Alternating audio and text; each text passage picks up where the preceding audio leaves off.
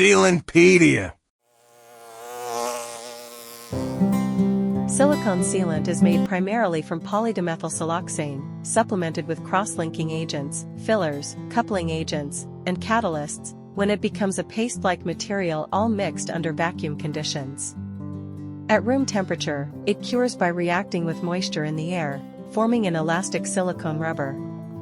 Based on its composition, silicone sealant is divided into two types, single component and two component.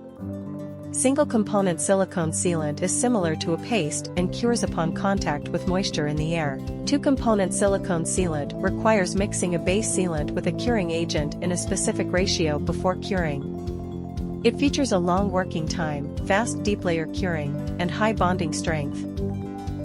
Silicone sealant is widely used in the construction and industrial sectors, offering significant application value across diverse industries. It is used to seal and bond glass and window installations, provide insulation in electronics and appliances, seal automotive components like windshields, and ensure waterproofing in bathrooms and kitchens.